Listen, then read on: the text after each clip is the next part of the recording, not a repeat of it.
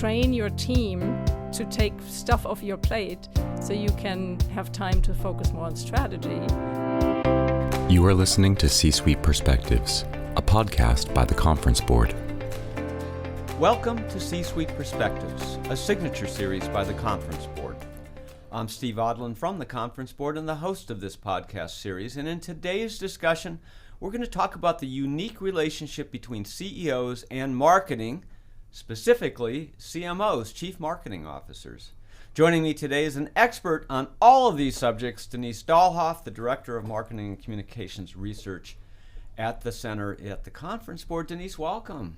Thank you so much, Steve. Great to be here. Yeah, and Dr. Dahlhoff has taught all of these subjects in multiple institutions and written on this subject. You've done this for a long time and you know everything about this relationship. But let's start, I guess, at the beginning.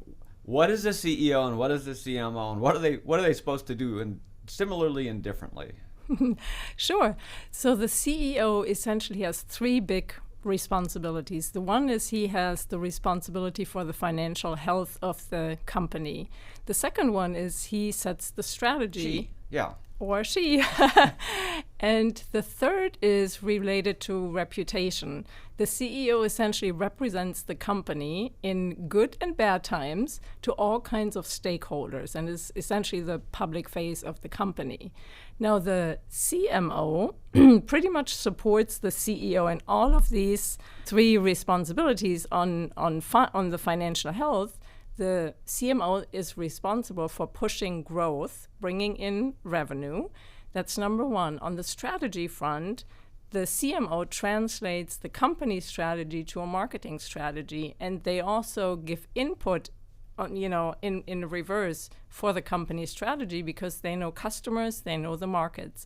And on the reputational side, they, of course, focus on customers. So that's a very important stakeholder for reputation. But all their work that focuses on customers also goes essentially to all other stakeholders because there are no walls anymore today between stakeholders. So the CEOs are accountable for leading the entire company, but the CMOs really are have primary accountability for the relationship with the customers or consumers, depending on the kind of industry it is, and also the reputation and the communication. So it's a big role, a big portion of what is really important to the CEO and drives the growth of the company. That's exactly it. Marketing is essentially the engine behind the growth of the company. Yeah, and I think this is something that I know that sounds so simple, but a lot of the marketing people kind of get confused on that. They think, my job is to create the ads, or my job is to, but you have to keep the growth in mind because that's the connection, and that's, that ties to all of the constituents. For sure, and the CMO is thinking about all of that. They think also about creatively growing, right? To make a big difference, to make a mark for the company, they also have to take some risks, having like that creative idea for a creative brand campaign, for targeting a new audience, for having new messaging, and so forth. So that can involve risks. Of course, they do testing, but we have all seen, all the new product innovations or extensions of brands, or you pick a new target group, that can also go wrong despite of all the testing and all the checks and balances you did beforehand. So this relationship between the CEO and the CMO is critically important because they have to be on the same page, they have to be in agreement because you have to drive the growth of the company. They really have to work in lockstep. They have to be very synced on everything. And the CEO really has to explain the business goals, the strategy to the CMO and keep them updated at all times on the state of the company, including finances. And maybe, when something needs to be tweaked, the CMO has to be in the picture at all times. Yeah, and it's the best relationships are not the ones where the CEO just tells the CMO, but the CMO needs to be right there and involved in these engagements, involved in the executive committee meetings, understanding of the financials and the plans, and what's required by their owners or investors, because all of that, has to sync with what the CMO does. Yeah, it's really a collaboration. As I mentioned earlier, the CMO is so close to customers, to the where the revenue is coming from, right? So playing back all the insights they have on customers, what's going on, what new competitors might be doing, to play that back to the company to inform strategy and any tweaks along the way. Yeah, now, the turnover of CEOs, the tenure of CEOs is relatively short. I mean, it's now 5 to 7 years. It varies, it goes up and down. But these are big jobs, they're stressful jobs, and typically they're towards the end of a person's career. But that there's a lot of reasons why that turnover is there. Ironically, the CMO turnover is even higher. Yeah, it is true that the CMO tenure among the C-suite executives is among the lowest. So it's currently about 4.2 years for the CMO. It varies by B2B versus B2C businesses. In B2C businesses, it's even a little lower compared to the CEO, where it's 7.1 years. Yeah. So yes, they're definitely on the lower end of the tenure. Okay, but so, the CMO reports to the CEO, so this means that the CEO is making a decision to exit or, change CMOs more frequently. So, over a tenure of a CEO, she has, usually at least 2 CMOs. So why does that happen? Yeah, well, on that point, it could be a decision by the CEO, but there's also a very large portion of CMOs that are moving on to new opportunities. It's actually in the 60% range. Okay. But yes, there is also a big, portion where the company makes the decision. And that has to do, there's actually maybe for 2 reasons. One is CMOs have a lot on their plate, right? They're running all these, digital data analytics. They have to worry about the customer experience end to end. They have a lot of things to get done on a day-to-day basis, but they're also in charge of thinking strategically and, giving input into strategy, taking the company strategy to apply it. So that in the day-to-day, with everything on their plate, that sometimes falls short, and that's where maybe a performance issue can come up, and the company doesn't see its expectations met. The other reason is also that on many CEOs actually don't have a marketing background, and boards neither. So their expectations for the chief marketer to make a difference in a short period of time might be unreasonably high. That could also be it. So it could be 2 different reasons. A variety of reasons here, yeah. But so that comes down to, what are the expectations? Because that could be part of the issue here, expectations. And so as you think about it, what do CEOs expect from CMOs? Well, as we have talked about, they definitely want to see growth. They want to see results. They want to be kept in the loop of what's happening. And ideally, they want to see the financial impact of all the marketing activities that are going on. That's the big expectation of the CEO. But yet, when you surveyed CMOs about the expectations, they didn't say all that. Well, they also see growth. They focus on growth, but they're thinking a lot in terms of digital and AI and all the analytics. They are so in the day-to-day executional work. Yes, they also know they're in charge of growth, and they are trying to do that with all the means that they have. But they have a lot to run on a day-to-day basis. But this survey that you conducted this research was very important, because you asked CEOs what their expectations of CMOs, and it was primarily growth. You asked CMOs what their job was, and growth was on there, but it was lower. Do you think that could create that is the main gap in expectations, that maybe the CEOs are not seeing enough growth being driven from marketing? I think it really comes back to the bigger perspective, and you're so in the weeds that you're just thinking so much execution and maybe don't have the time to think the bigger picture, which the implication of that is you need senior people on the team that can actually run the day-to-day to free you up for the more strategic thinking and to keep track of growth, to not get lost in everything that's on your plate. and then not, then the growth mission gets a little bit lost. So how would you advise CEOs to engage with CMOs differently in order to close this gap?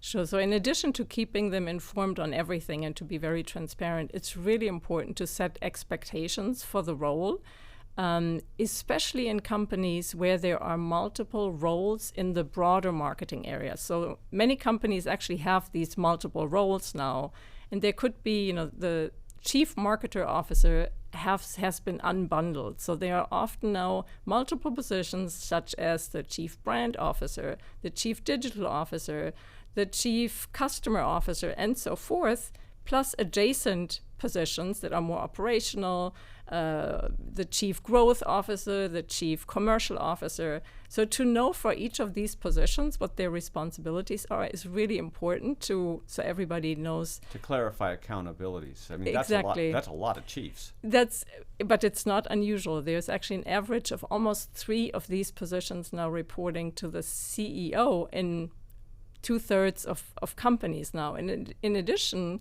in half of the companies, there's no agreement between the CEO and the CMO between the success metrics. So also, that goes to the expectations. Also agree on the metrics that indicate success for the company. Yeah, and CEOs are more naturally looking externally to their investing community, whereas marketers are more naturally looking to the consumers. But there needs to be a connection because the CEOs are out there as the primary face with the CFO, but the primary face to the investors and saying this is what we predict will happen in the company. And then if the company doesn't grow at that rate, then of course there's a gap with the financial community, which can hit the value of the stock and the company. So there are large ramifications to all of this, and hence the need for the CMOs to be on the same page here.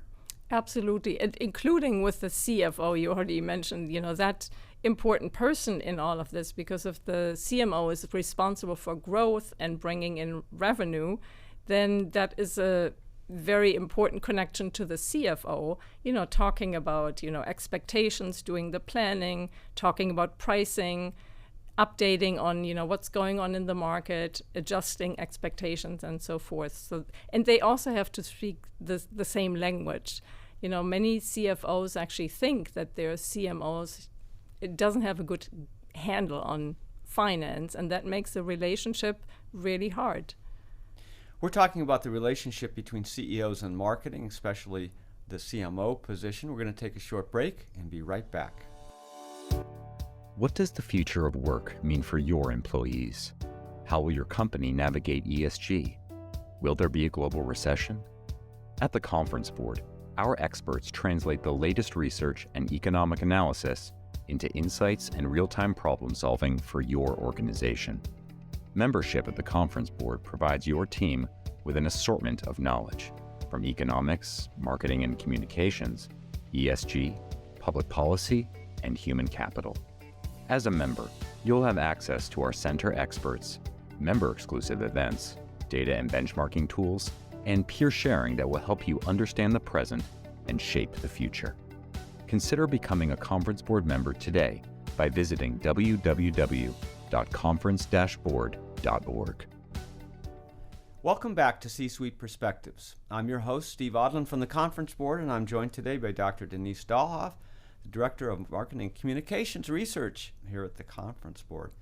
So Denise, before the break, we were talking about the relationship between the CMO and the CEO, but also the relationship between the CMO and the CFO, the Chief Financial Officer. And you were remarking that CMOs, the marketing folks, need to really understand the financial part of it and the metrics. Talk a little bit more about what specific metrics CMOs should be focused on. I mean, definitely, top line growth, revenue is always really important, but also things like thinking about pricing. Pricing is so important also as a reflection of the brand, how the brand is positioned, what kinds of customer it reaches, what kinds of channels it's in. So pricing is a hugely important decision, but also to drive. Sometimes you need promotions, you need like certain discounts to generate growth. So all those need to be discussed with the CFO. Yeah, so that's the top line. I mean, the CMOs need to drive volume, but then there's the pricing aspect of it, which gets you to sales. And pricing needs to be in concert with the marketing and the CFO, the finance groups, because, of course, you can destroy your brand proposition if you price inappropriately and so forth. So there's a bit of an optimization equation. And you think of the finance people as being, the quant people, and marketing being the qualitative people. But in fact, each need to be both. That's so true. They both have to somehow find a language that works for both of them. The other important part, of course, we talked about the top line, but there's also the cost side. Marketing in many companies has one of the biggest budgets in the company. And to justify that, to even when CMOs ask for budget for certain campaigns, what's really important is to come with numbers, right? With even estimates of what the return on these marketing investments might be, even if it's various scenarios, but come with something to justify, big expenses and marketing spending. That can be a big amount that the company needs to spend. And this is a big frustration for CFOs as well as CEOs, because marketing people come in sometimes and they say, well, we need to make this investment. But, when you think of the word investment, and you think about it in your personal life, you don't put money into something expecting to lose money. You put money into something in order to make money over the long run. And so the notion of investment to a CEO and a CFO is it will make money. So every dollar spent on marketing should have some return of that dollar and more. And this is something that marketing people need to really understand. It is. It is very important, but it is also sometimes really hard. But again, that goes to estimates, right? You try to estimate as best as possible, maybe based on past data, maybe based on reference data. But sometimes, it's just, even if you do some testing and then try to project it to the bigger market, that can go wrong. But you do the best job you can. Yeah, and then there's risk, and the CMO needs to be aligned with the CEO and the CFO as to what level of risk. And what comes to mind is most recently the Bud Light campaign, where they took an enormous risk, which could have had big results, but in fact it was big results, but it was negative rather than positive results.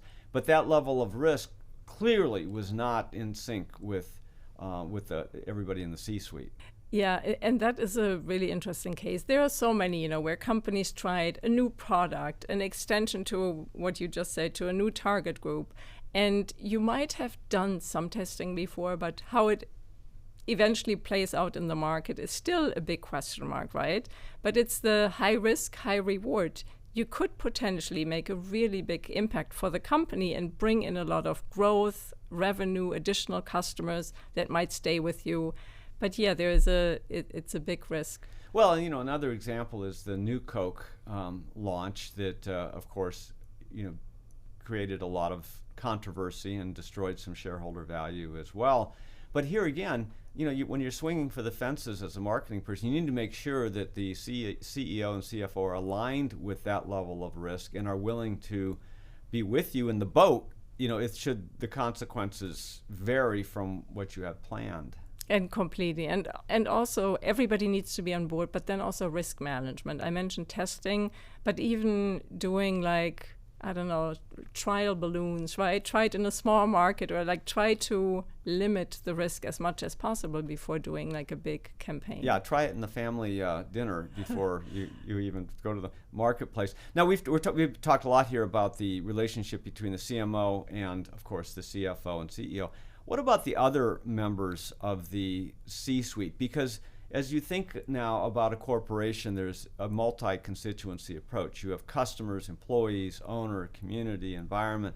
All of these constituents, if you will, need to be managed. And so therefore, those constituents, the primary accountability is doled out among many C-suite members. But ultimately, the marketing people are the ones that control and have accountability for the communications and some level of interaction. How do you then coordinate across all of these positions? Yeah, and that's a really important point, especially in this day and age where there are no walls anymore between stakeholders, right? What you say to one group will make its way to other groups as well, especially amplified through social media. News travel very fast. So you have to think, when you target any of these target groups, that potentially that information will get to the others.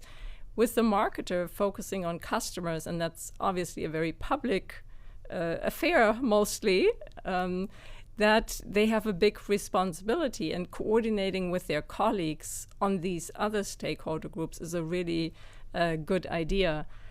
Some people have said that the marketers have actually focused so much on customers that they have forgotten about the other groups.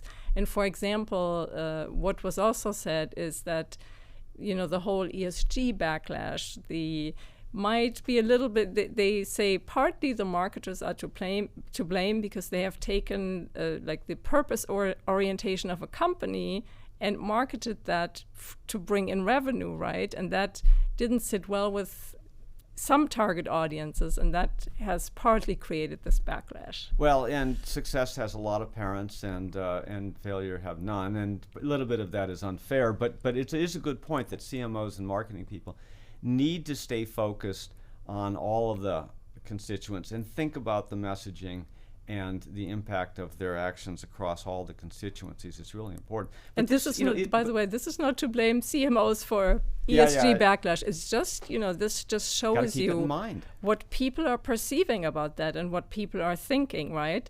Yeah. It's also a reminder to think of all these other stakeholder groups. Well put. And so, as you think about that, though, marketers cannot live in their marketing bubble. They really do need to be part of an executive committee, the executive team, the CEO's staff that gets together frequently and discusses these issues across all of the various C-suite members so that there is alignment. So there is something here that's required from the CEO in how she leads and how she integrates that leadership across the functions. For sure, like transparency, bringing everybody together, keeping everybody updated, and making everybody work together, right? I think it's also these relationships between C-suite members are also really important because ultimately everybody is working together, especially the chief marketer who really relies on the entire company to create a great customer experience. That's from billing to logistics to pretty much everything, digital, legal, for data privacy. You really interact with everybody to create the best experience for the customer. Yeah, and often, as you said, people are in the execution mode and they're thinking about their team. So a CMO will think about his or her team as being the marketing folks. The CHRO will talk about her team as being, the human resource folks. But it really should be thinking laterally, cross-functionally, and so the CMO should think of her team as the C-suite, not just the marketing group, and therefore interact as frequently with the other members of the C-suite so that they're all aligned. That is so true, and also, the point of thinking beyond your function and thinking more for the company, which is exactly thinking like a CEO, right? Thinking from a bigger perspective, more holistically, to consider the implications of your initiatives on the rest of the business, on different stakeholders, and also internally on different groups in the company. And that requires integrated, strategic and operating plans. So marketing plans can't stand alone. It has to be part of one integrated company plan.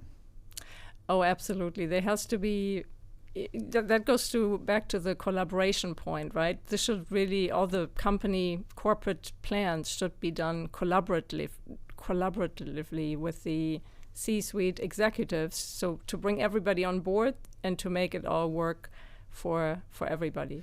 All right, so there's a lot here that the CEOs can do differently and that the CMOs can do differently in order to improve this performance and close this gap. Interactions with the C-suite, joint, major planning, interactive planning, that sort of thing. Any other advice that you have either for the CEO or the CMO as to how to work better together? I think for the CMO, really this point on don't lose sight of the strategy part of the job. Overall, the daily demands, which are clearly very, very high, but train your team to take stuff off your plate so you can have time to focus more on strategy. And the other point I would make for CMOs is to educate everybody in the organization about what marketing does, because it's often a black box to people, even in the own organization, even among the C-suite, including the CEO. I read one statistic, 10% of CEOs have a marketing background. Mostly they come from a finance or operational background, so they don't have a great understanding of marketing. And so be patient, educate people, and explain what marketing does and how it benefits the other groups. For example, if marketing comes up with a better measurement tool to find your size when you order something online, that reduces return rates for the operational team. So talk in all your marketing activities in terms of the benefits for other groups. When you talk with the CFO, talk with them about how this ad campaign brings in additional customers or adds repeat customers. And pays out. So forth. Exactly. Yeah. No, good. And from the CEO perspective, really, accountability is to lead and to integrate and to drive the teamwork. Exactly. So stay in sync, keep them updated on everything, but also to the point, if they don't have a marketing background, be open to learning and appreciating marketing, to not just say, oh yeah, you always need so much money but to be open to learning and to listen to how the CMO explains the marketing work. The other point in your research that struck me was humility. Yes, for sure. It's so important when people don't understand what you do to have that patience, to explain even the simplest questions. Why do you need promotions? Why do we do this? Because we lose money in the short term, right? Because we give up that margin. But what is the benefit in the long term? So to really understand even, marketing 101 to everybody in the organization, from the top to anybody, to any colleague. And be careful. I mean, marketing people are jetting around and they're going to, shoots and they're going to, games, sporting events, sitting up in the box, and you've got, the poor operations people that have to then, keep doing their thing every single day. So there's this image of marketing as being this, this self-appointed elite, and so there needs to be a little awareness on the part of the marketing team as well. Yeah, for sure. And, thinking also of the marketer, they also have a big internal role for culture, because if you make a big change in your external strategy, you definitely have to bring the organization on board for, positioning, for an ad campaign, for new messaging. And your employees are the best messengers for the company. You can leverage them as your street team, including on social media. Any other thoughts coming out of your research you'd like to share? No, I think we have 7 reports coming out of this research, which is based on interviews with CEOs, CMOs, also executive recruiters, and as well as surveys. So yeah, there's a whole series, and people can find the series at www.tcb, short for the conference board, tcb.org, and your work will be there. Denise Dahlhoff, thank you for joining us today. Thank you so much for having me, Steve. And thanks to all of you for listening in to C-Suite Perspectives. I'm Steve Odland, and this series has been brought to you by the Conference Board. You have been listening to C-Suite Perspectives, a podcast by the Conference Board.